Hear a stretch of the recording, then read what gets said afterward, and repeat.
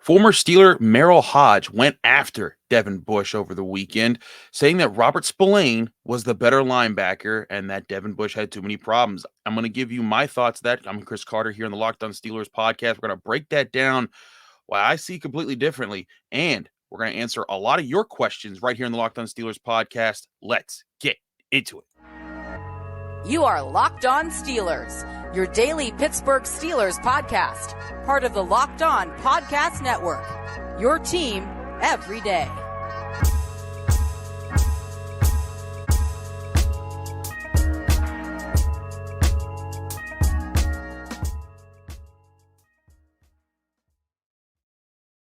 And welcome to the Locked On Steelers podcast. I'm your host, Chris Carter, bringing you your daily dose of all things of the Pittsburgh Steelers. As always, you can find the show on Apple, Spotify, Google Podcasts, Odyssey, and YouTube. If you're watching this video on YouTube, hit the like button if you enjoy it. Hit the subscribe button to our YouTube channel to get all of our daily Monday through Friday episodes, as well as our bonus content and our breaking news updates. If you want to support the show even further, go on Apple Podcasts, leave us a 5-star review with a positive comment. Do both at the same time, and you get a shout out at the end of the show. We thank you for making the Locked On Steelers podcast your first listen every day. Today's episode is brought to you by BetOnline. BetOnline has you covered all season long with more props, odds, and lines than ever before. BetOnline, where the game starts. Now I've said all that, I want to dive right into was a kind of controversial thing over the weekend. Merril Hoge, former Steeler, and I want to preface this by saying I have a lot of respect for Merril Hoge. I learned a lot about football watching him and Ron Jaworski. I used to wake up early enough in the morning, Sunday mornings before NFL games during the season, because they had that NFL Edge matchup show. I loved watching that show. That was a big part of helping cultivate my young mind into understanding football and asking my dad, who was a football coach, more football questions. And a lot of that built led to the things that I learned to help me do what I do today in covering the Pittsburgh Steelers. So I want to preface all of this because I disagree with Merril about his assessment here, but I want to preface all of this that I have a lot of respect for this man and for how he covers football and how he studies football, but I just disagree. Now let's get into what Merril Hoge actually said about Devin Bush, because you might have seen it on Twitter, but let's go over the actual words he said on 93.7 The Fan on Friday. Talking about Devin Bush, Merril Hoge says he is who he is. He doesn't play with great instincts. I don't care if he's a first rounder. I don't care if he's fast. He's not a very good football player. He doesn't play smart. He doesn't play fast. He doesn't even play with good leverage and technique when he does. And he hurts you. Merril Hoge then went on to say that Robert Spillane was the best linebacker on the Steelers roster. He said Spillane is really their best inside linebacker, period. End of story. You watch him play inside. He's athletic. He's smart. He's where he's supposed to be. He takes on people. He makes tackles. He's not a liability in the passing game. You know you can't expose him in the passing game. There's a whole host of things that he's better at than Bush, and that doesn't jeopardize your team. So Merril is more than welcome to his opinions. I don't know what he's looking at if he's saying that Robert Spillane's better in coverage. I will give you that Robert Spillane seems like a heavier hitter in the run game. When it's if he's in the hole, he's going to hit you harder than Devin Bush. But that's about it. When you look at their numbers, Robert Spillane has a higher rate of missing tackles than Devin Bush. And I get it. If you watched this film in 2021 and saw Devin Bush, he did have terrible instincts. He didn't look like he trusted himself. Half the time he was all over the place. He was getting hit by linemen, before he could even get set. Devin Bush had a not good year in 2021. And I said it all along, I think this dude's still recovering from his knee injury. And we talked to him last week for the first time in OTAs, and like he was talking about, I was not in my best place. I was still figuring out. I still was trying to learn how to trust my legs. That was something that Vince Williams, a very recently former Steeler, said during the season before it even became popular to talk about Devin Bush's knee, his recovering ACL issues. But I mean, to say Robert Spillane is that much better in coverage, I don't know. I don't know what if he has some different numbers, but if you go on Pro Football Focus and you look up coverage numbers, he gave up Robert Spillane gave up 76.9% of the target of the passes that were thrown his way. They ended up in receptions. 20 of 26 passes that were targeted, with him being the closest guy. he allowed a reception for 203 passing yards, 129 yards after the catch, and he allowed a touchdown. He never got his hands on a pass. Now, Devin Bush wasn't that exactly great either. Was targeted 63 times, gave it 49 receptions for 77.8%, for 469 yards and 284 yards after the catch. Did allow 2 touchdowns, but also registered an interception and 4 pass breakups. So I say all that to say, all those numbers, that's not demonstrably better for Robert Spillane.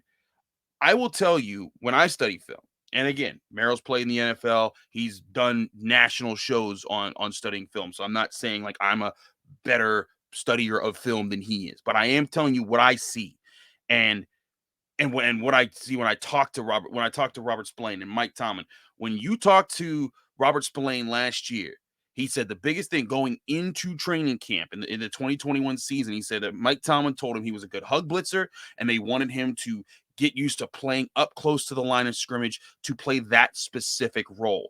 They brought him into training camp thinking, hey, if he can kind of be that physical fill guy that plays that role in front of Devin Bush, maybe he'll be the answer. Maybe he'll be the partner. It didn't work. That's why they went and got Joe Schobert, and Joe Schobert started next to Devin Bush to start the season and for most of the season.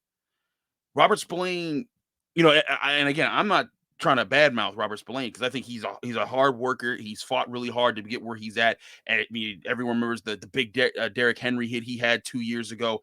That guy has earned every opportunity he's gotten. He's working very hard for that.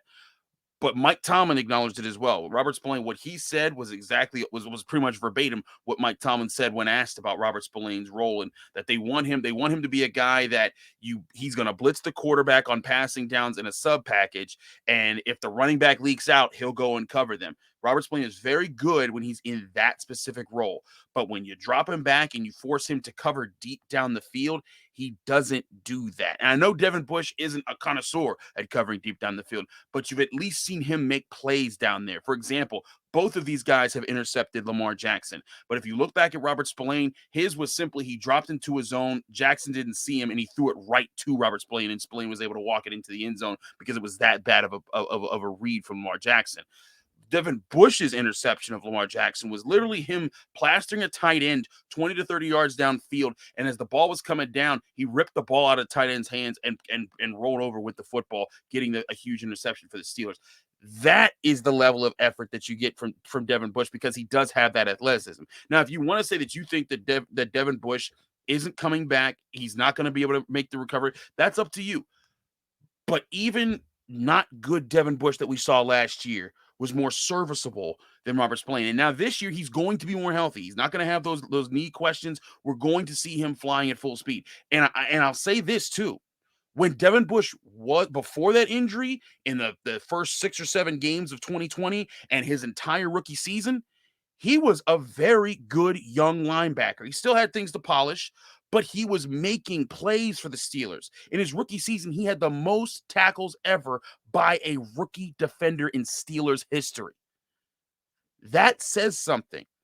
Early on in the 2020 season, when the Steelers were kind of building that 11-0 start, in those early games, they were shutting teams down in the ground game. Saquon Barkley, I think however many carries he had, where it was 11 or 12, it was the fewest amount of yards allowed to a running back in NFL history that had that many carries. And Devin Bush was a huge part of that, going gap to gap, sideline to sideline, sticking with it. Even when there was one time I think Barkley hurdled him, but because Bush was there, it slowed him down and allowed the rest of the team to get there. Bush did have good instincts. I'll say we have to see him have good instincts for me to say that he does now. But he has shown that he can have good instincts. Spillane has decent instincts, but he does not have the athleticism to go sideline to sideline, to work deeper downfield, and to make the kind of coverage plays that Devin Bush can make, that we have seen him make. The biggest question is, if you're saying that Robert Spillane is going to be better than Devin Bush this year, okay, that's a bold prediction. And I'll say you can have that bold prediction. I disagree. But whether or not you think he's better than Devin Bush, I don't know what you're looking at if you think that he's the best linebacker on that roster right now, because even if Devin Bush isn't, Myles Jack would be.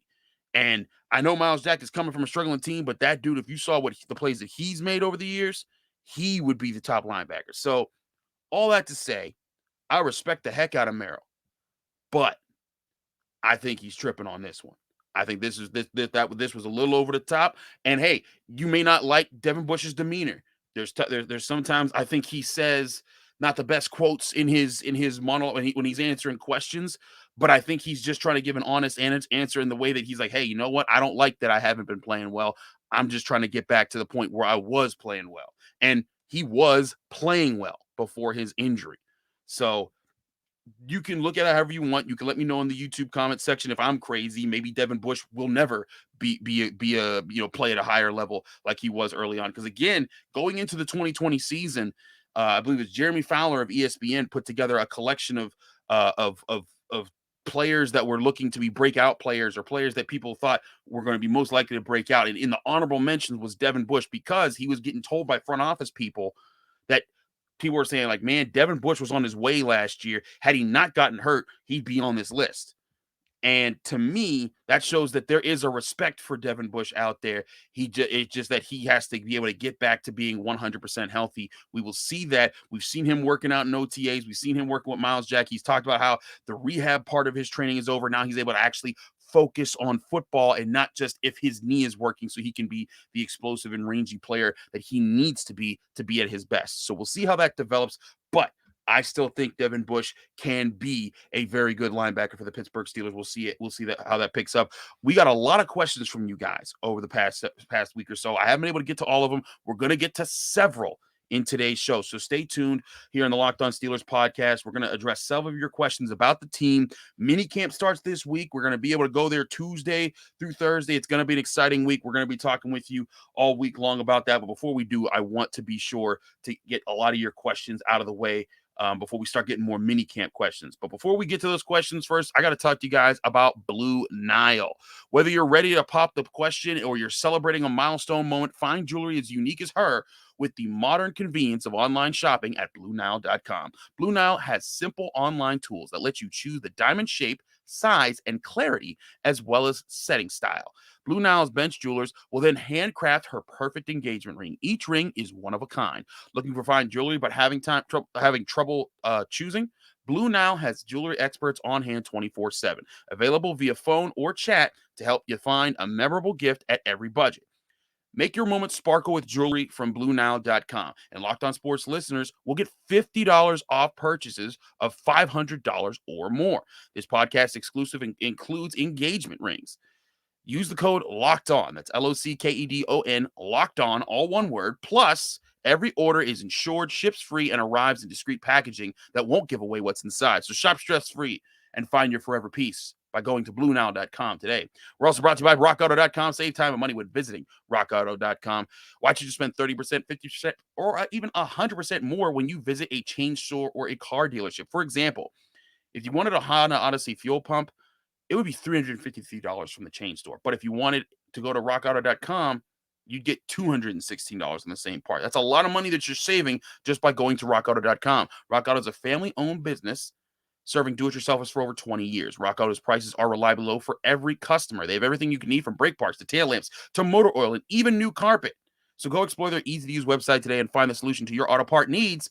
Go to RockAuto.com right now, and you'll see all the parts available for your car or truck right locked on in there. How did you hear about us box? So that they know we sent you. Amazing selection, reliable low prices, all the parts your car will ever need. Visit RockAuto.com today. Now, as y'all know, if you're been a long time fan of the show, if we do back-to-back ad reads, we keep it rolling. So we're going right into segment 2 here. And I wanted to start answering some of your questions. Now, again, if you ever have questions that you want to get on the show, you can get on the show by calling this number, leaving a voicemail with your name and where you're from. The number is 412-223-6644. You can also, if you're international and you can't get to the phone line because of phone plans, you can email LOSteelersTopicBag@gmail.com. That's LOSteelersTopicBag@gmail.com. Be sure to include a clip of your question and like an audio. Again, say your name and where you're from, and we'll try to get your questions on the show. So we've had a lot of questions piling up. I haven't been able to get to all of them because I've been covering OTAs and we've been doing stuff and trying to get all our guests in and get the questions in. So we got about 5 questions we're going to break down over the next two segments. So let's get right into them. I want to start with this question because I think this is an interesting question we've gotten kind of an answer to during OTAs. This is Victor from Tennessee asking about the role that Connor Heyward, Cam Heyward's little brother, is going to play. Hi, Chris. This is Victor from Tennessee. And my question to you is, how do you see the Steelers using Cam's brother? What role do you think he would have? Thank you for your question, Victor. It's a good question because Connor Heyward, it was one of those guys at Michigan State who was kind of known as a football player. Michigan State, the Spartans, they used him everywhere. They put him here, there. He lined up. If he lined up a fullback, lined up a tight end, he used to be running back. Whatever he could do, he was going to do it. He was a guy who blocked. He was a guy who caught. He hurdled people. He ran over people. He did a lot of different stuff. I see him, and the Steelers see him as the third tight end on the team. When asked, I believe it was Derek Watt who was asked during OTAs if he's in competition with Connor Heyward, and he's like, no, he's a completely different position. So people who are thinking he's going to be a pure fullback to take the place of Derek Watt, he's not going to be. This team still needs a legitimate third tight end. And yes, there's Kevin Rader, there's other guys that have been on the roster, but right now it's just Pat Freiermuth and Zach Gentry, who both, I think, did a really solid job last year. Pat Freiermuth, especially. Gentry came on really strong. I think he can be very proud of the progress that he made. But Connor Heyward, I see him more as the David Johnson type of player on the offense. Now, if you're not as familiar with David Johnson, because that was early 2010s, he was on the Super Bowl 45 team that lost to the Packers. He was a guy who played a lot of third tight end, helped kind of as an extra blocker out of the backfield sometimes. That's the role I see for Connor Heyward, but that does not jeopardize Derek Watt's role in any way. I don't think they're competing with one another. It's just a matter of, how can Matt Canada use these guys to win more in the run game and be diverse players who can line up to help create heavier packages that defenses think, oh, the run's coming, but then you call a play action, you flip it to this guy, he catches the ball, and he could be dangerous with the ball in his hands. So that's the role he's going to play. I don't see him getting a ton of snaps this year. I think a big way how he can help himself is get on special teams. He does that, he'll be fine. I think Connor Heyward, when I watched his tape in college, he's the guy that's going to find a way to be useful to Danny Smith, Steelers special teams coach, and get on out there. So that being said, let's ask some questions. Let me ask a question. We have a question from Dion from Mobile, Alabama, who asked about the run game and the pass game as far as what the split would be for the Pittsburgh Steelers. Here's Dion. Hi, this is Pete Holmes from Virginia. And my question was, how do the Steelers mix up their offense, being that people will probably try to stop the run?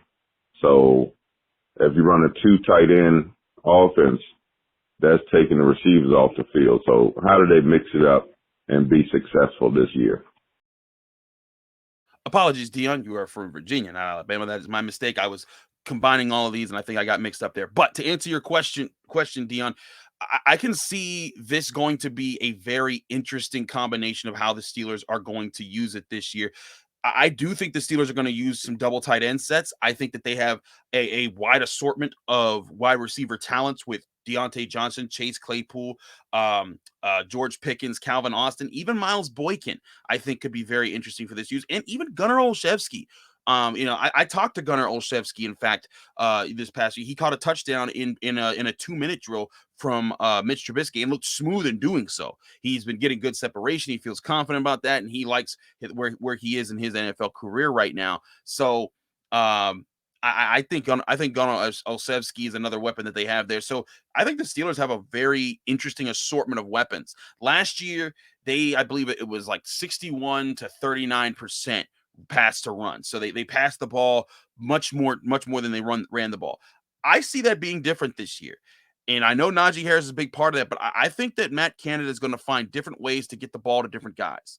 They're going to try more jet sweeps because they're going to have mobile quarterbacks. I can see more quarterback runs, designed quarterback runs, design option plays to kind of force you to decide between the quarterback and the running back, maybe some design fullback runs and that'll allow them. But a lot of this depends on the quarterback mobility, on these guys feeling comfortable in doing so and running these different schemes. Ben Roethlisberger wasn't comfortable in that. He wasn't the guy who did play action. He wasn't a guy who was very diverse in that anymore. He used to be back in the day.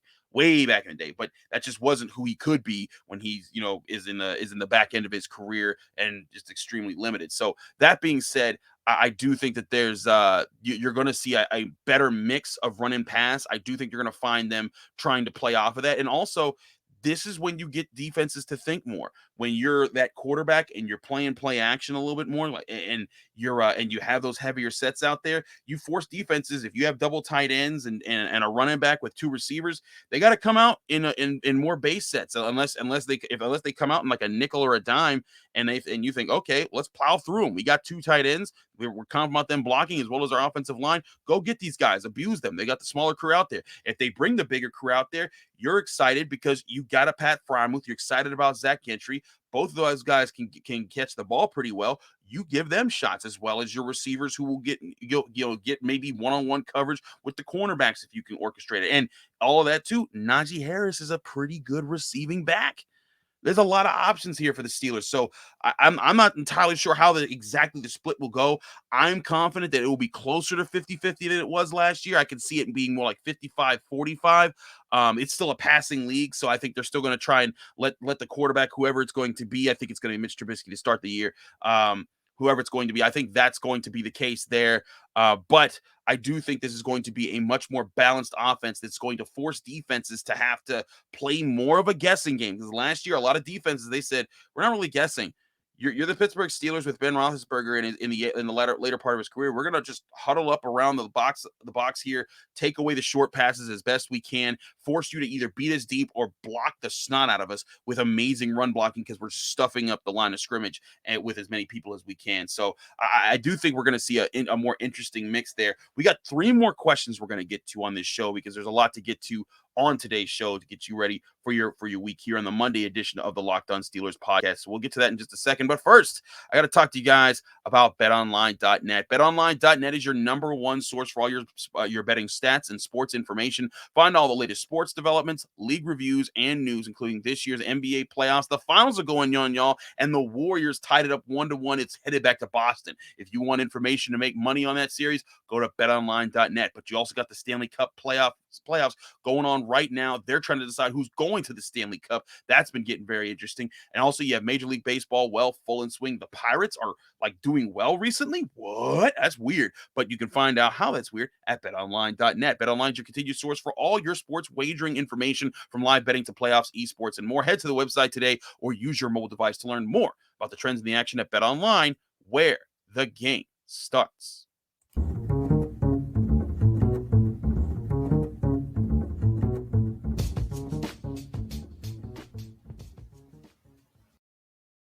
Back here on the Locked On Steelers podcast, I'm your host, Chris Carter, hosting things here. You can find me on Twitter and Instagram at Carter Critiques. Let me know what you're thinking of the show.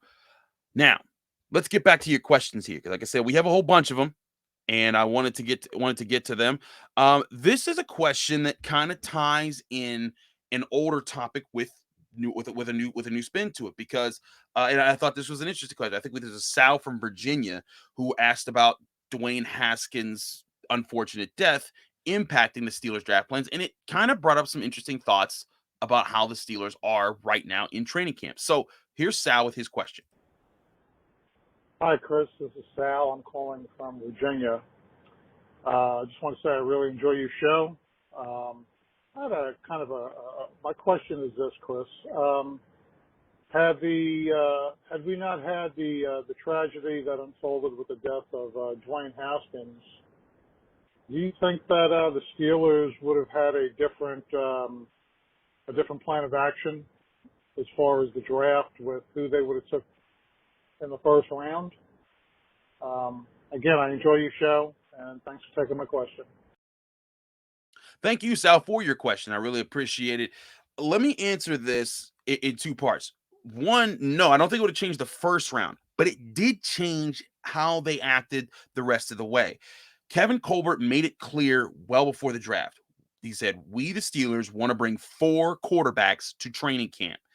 That, to me, was always a sign they were going to get 2 quarterbacks in free agency and the draft. When they signed Mitch Trubisky, I was like, okay, there's one, so they're drafting another one. And I said that all in the lead up. I said, they're probably looking at quarterbacks. I wasn't sure back when we thought Malik Willis and Kenny Pickett and whoever else was going to go in the first round. We were looking at guys who may go in the second or third round, maybe in the fourth round, as options for the Pittsburgh Steelers if they wanted to just get a fourth arm in the room. And this was, of course, was an option there. But again, that was before Dwayne Haskins passed away. When Dwayne Haskins' unfortunate death did happen, they had to find a way to do it. And I said at the time, I didn't want to get into who was going to replace Dwayne Haskins. That just seemed disrespectful to, such a tragic loss of life. But the truth is that the Steelers were like, hey, we still need to bring 4 arms to camp. They were adamant that Kenny Pickett was their guy. They loved him. They studied him for 5 years, all 5 of his years at Pitt. That was the leader that they wanted in their locker room. I don't think that Dwayne Haskins impacted, because Dwayne Haskins, if they didn't draft any quarterback and Dwayne Haskins was alive, the pecking order would still be Mitch Trubisky, Mason Rudolph, Dwayne Haskins in that order, and that's how it would be. Dwayne Haskins was not stopping the Steelers from drafting a guy that they thought would be their franchise quarterback. That was never going to happen. But what might have happened is if they drafted Kenny Pickett, they wouldn't have gotten Chris Olave, who was the quarterback they drafted in the 7th round. And that's why I included him with Kenny Pickett in OTAs in the picture if you're watching on YouTube when we were showing Sal's question. But Chris Olave, I think he was the one that was the kind of the space on the roster open because of Dwayne Haskins' unfortunate passing. That's the only change that happened. And Chris Olave even kind of opened up. He's like, hey, like I'm happy to take the Lamar Jackson practice squad role, just to learn what's going on in the NFL. But I also think it's cool that Kenny Pickett, when we talked to him last week, he said him and Chris Olave are like glued to the hip right now. They're going through every step together. They're processing things. They're working on things.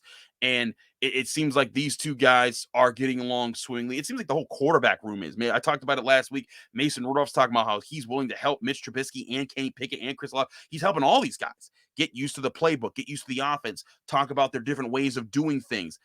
I think that's all a good sign. But to answer your question, Sal, no, Dwayne Haskins' unfortunate passing did not get the Steelers to draft Kenny Pickett.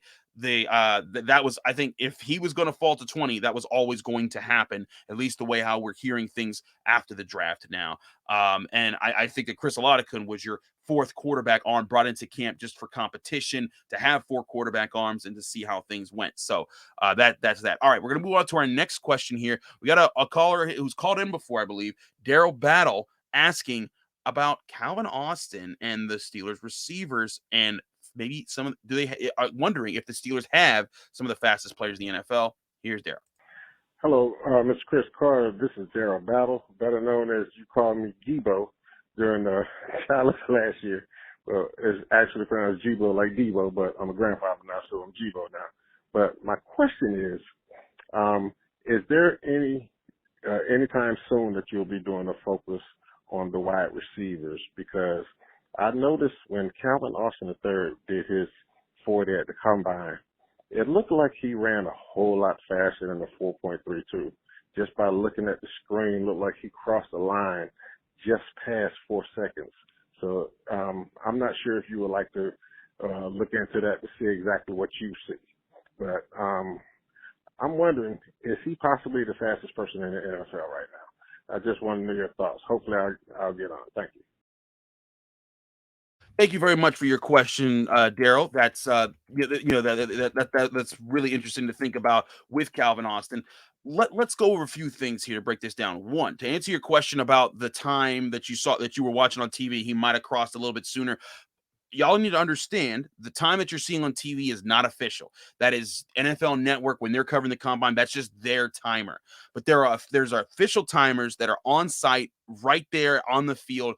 Their time is going to be what counts. Like, for example, I was at Pitt's Pro Day when Kenny Pickett and all those guys were doing their workouts, right?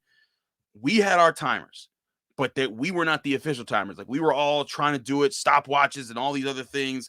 But there's one official timer that matters, and you'll often see, if you remember on combine days and pro days and stuff, you'll see like 4.41 U, and the U means unofficial because that's just the time. Hey, like this TV network, we were covering it. This is the time that we thought he ran, but there's going to be an official time given by the actual combine because they regulate everything there. So that's part of that. But to answer your question, is Calvin Austin the fastest guy in the NFL?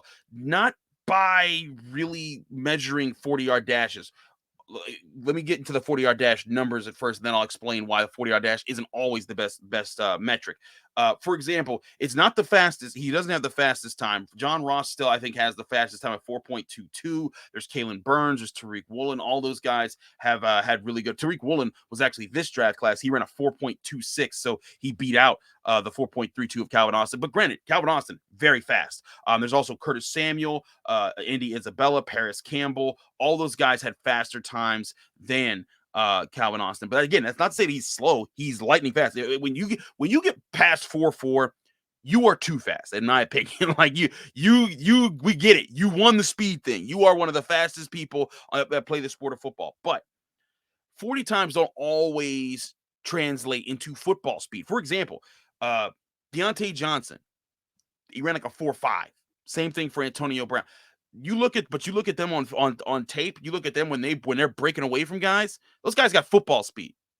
That track speed and football speed are two different things, because when you're on the football field, you have to worry about defenders. You have to get separation from these guys. These guys are coming to hit you. It's not the same of just running full speed without worrying of the direction that you're going. You're just going straight. You're just trying to beat this person in a race. It is not that simple. That is why that's not nothing. But I will say this: Calvin Austin having that kind of speed, and George Pickens, I believe he ran a 4.42, I want to say, or something along those lines. Chase Claypool has that 4.42 speed.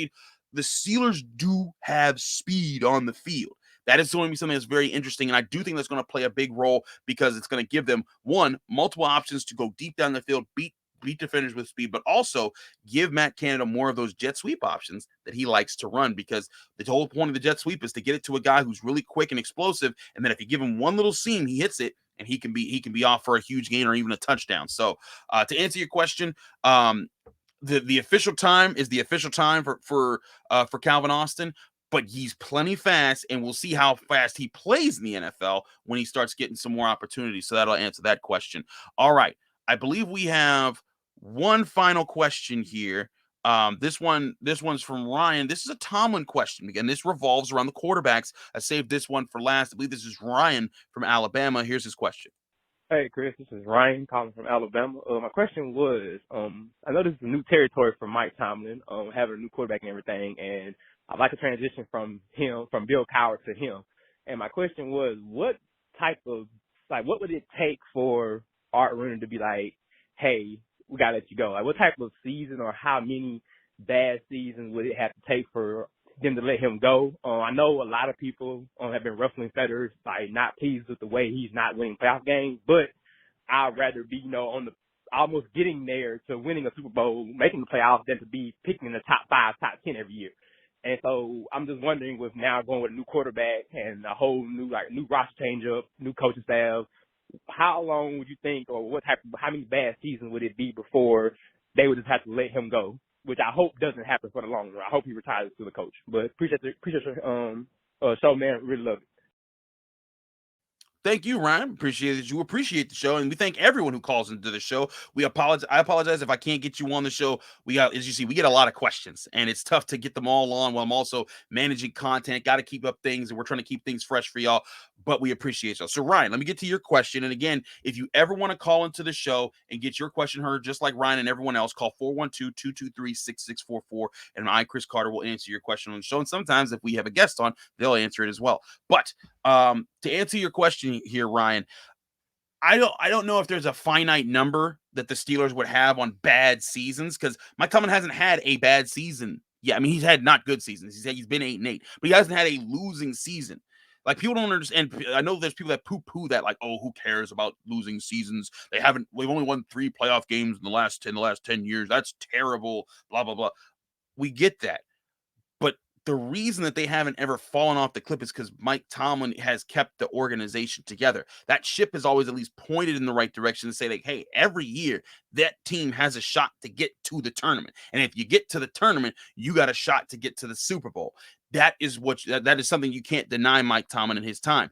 I also think it speaks volumes about Mike Tomlin when Gunnar Olszewski, who was with the New England Patriots for the start of his career, was asked about, what other teams thought about coaches and stuff, and how Bill Belichick saw Mike Tomlin. He said that Bill Belichick and the Patriots, they didn't talk about too many other coaches out there. They didn't seem to talk too lightly or highly of other coaches out there. But he said Mike Tomlin was the one coach that he talked about was like, yeah, that's the guy. And so he said he's always had that respect for him because the Patriots did. And these are the same Patriots that have beaten Mike Tomlin quite a bit. Like there's no doubt about it. The Patriots have owned the Steelers for so many years when it comes to big games. The Steelers, they've tried to push back against it. They won the last time Tom Brady came to Heinz Field, and they're gonna get to play him again at Heinz Field. That'll be interesting to see how that plays out this year. But the Patriots, that was a team that, if you wanted to, you'd be like, yeah, whatever. The Steelers haven't beaten us in the playoffs since like 1997, so why do we care? But they still have that respect for Mike Tomlin. I think that says a lot. Now, to answer your question, Ryan, I think it would take maybe like 3 or 4 years of ineptitude, like to be saying like, look, Mike, it's just not working no more, man. Like you just got to turn around, because part of this, as far as what you would need to see before you move on from a head coach that has been as consistent and as competitive as Mike Tomlin has been. Again, a Super Bowl champion. The only current NFL head coach with more Super Bowl wins than him is Bill Belichick, and a guy who has the longest start to a career without a losing season. There's so much that goes into this, and the respect that the locker room has for him. Cam Heyward said, I want to run through a wall for Mike Tomlin. He said that on Mina Kimes' podcast just last week. You get people that are excited to play for Mike Tomlin. Myles Jack said, yeah, Brian Flores, he was excited to play for, but he's also excited to play for Mike Tomlin. It's carries throughout the league. There's this league-wide respect for Mike Tomlin. I know a lot of Steelers fans look at playoff record, but like Ryan's point is that you don't understand that a lot of that isn't always just about the coaching. There's times on the play. Chuck Noll, the greatest Steelers coach of all time, maybe even the greatest NFL coach of all time, when they asked him about, how they won those big moments, he would point to the players. He said, that wasn't me. That was those guys. They worked their butts off. I called the players. I put them in position. It's their job to win those moments.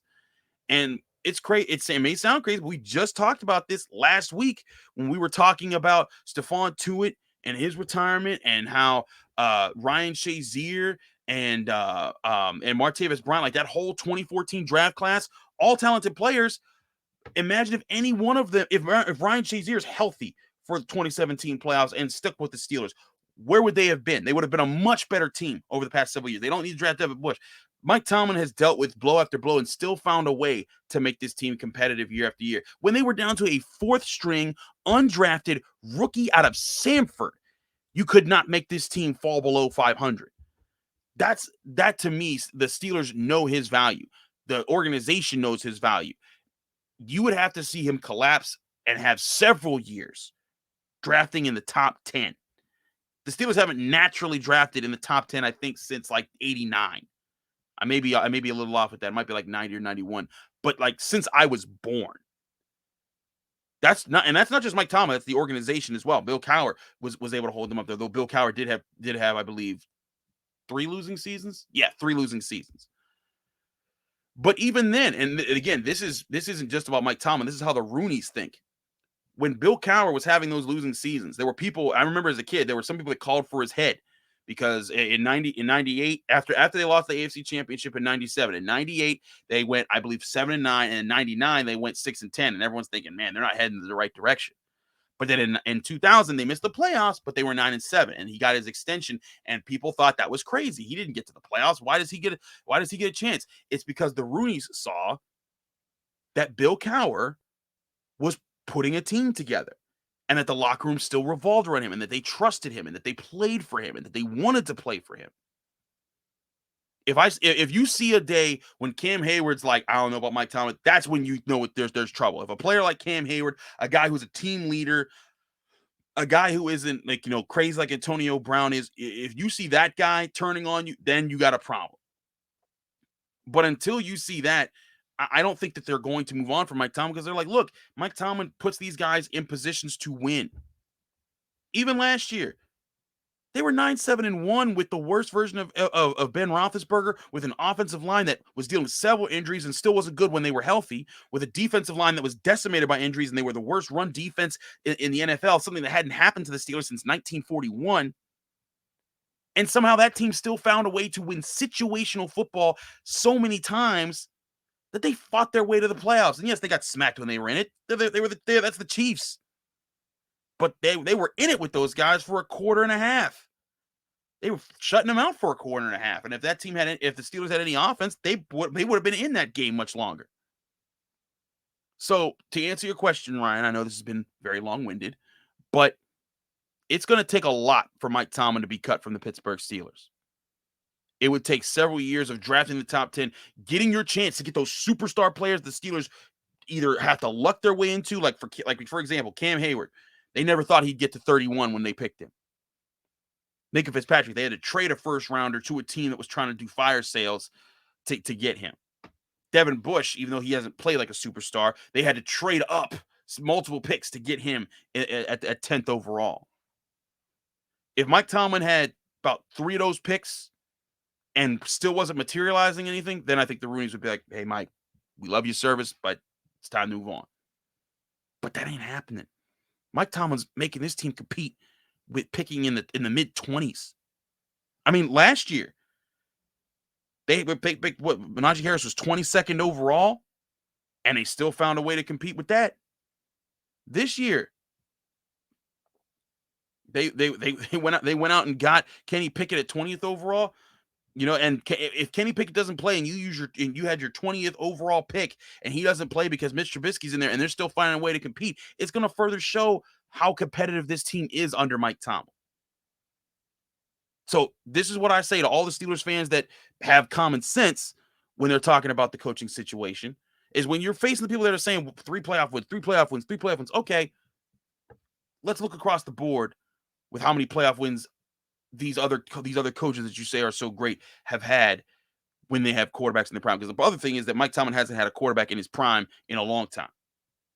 And he is facing a new challenge with new quarterbacks across the board. Mason Rudolph has only 10 starts for the team. Mitch Trubisky just got here. Kenny Pickett just got here. That's going to be a challenge. But I think that something that might work in Tomlin's favor is his whole time when he came to the team, it was Ben Roethlisberger's team. And not in the sense that Mike Tomlin couldn't do what he wanted, but Ben Roethlisberger had already won a Super Bowl when Mike Tomlin arrived. And he worked with Ben Roethlisberger. And you saw the trust between the two of those guys. But there was still always that fact that, like, hey, you know, Ben was here before him. He had to kind of work around Ben. Now you're getting into all these guys say, no, you're working around me. I'm the guy that runs the show. We're going to see how this goes. And if Mike Tomlin is able to put together winning seasons and put together another Super Bowl contending team with another quarterback that's not Ben Roethlisberger, I think it answers a lot of those questions. But again, it's going to start with getting to the playoffs and then winning playoff games. But to win playoff games, you got to get there first. I think we can all agree that Ben Roethlisberger was not at the best point of his career the last 2 years, and still they found a way to make the playoffs each of those seasons. So, again, to answer your question, Ryan, it'll take several years of being really bad for Mike Tomlin to get the boot from the Pittsburgh Steelers, or if he just feels like, hey, this is just isn't me anymore. But if you hear how people talk about him, from Adam Schefter when he gets to talk to him, from Omar Khan when he took over the GM spot, he said, I'm so honored I'm so excited to work with Mike Tomlin because there's no one more passionate about the game of football. Mike Tomlin's still pretty young in the game. He's nowhere near Bill Belichick being in his 70s. Mike Tomlin could be here for quite some time. And I think that would behoove the Steelers, because I think he's a great coach in the NFL. And we'll see how that plays out with a younger offense that he's going to be able to cultivate, and see how that culture grows into the next generation of leaders for the Pittsburgh Steelers. But I'm way over my time. I wanted to answer as many of your questions as possible, and that last one got a little long here. Thanks again for checking out the Locked On Steelers podcast. We apologize for being a little bit longer, but hey, maybe if you're on the commute, you enjoyed that and you appreciated that. If you did, please go on Apple Podcasts, leave us a 5-star review with a positive comment. Do both at the same time. We get you a shout out at the end of the show. Thanks again for checking us out. If you're on YouTube, Apple, Spotify, Google Podcasts, or Odyssey, we thank you for joining us. If you're watching on YouTube, like the video if you enjoyed it. Subscribe to our YouTube channel. We got daily Monday through Friday episodes. Mini camp starts up this week. We got things going on Tuesday. We're breaking things down before minicamp to get you ready for it tomorrow. But I wanted to start things off addressing the Devin Bush comments and answering a bunch of your questions. So we'll keep things rolling here. Thanks again for checking us out. You can follow me, Chris Carter, at Carter Critiques on Twitter and Instagram. Read my work at SteelersNow.com for free. We could break things down. Minka Fitzpatrick recently got ranked among the top in the top 25 of players who are 25 and younger. I had my thoughts on that. You can read my thoughts on that on SteelersNow.com. We'll talk about that later in the week as well. But thanks again for checking us out. Be back on your screen and in your ears very soon.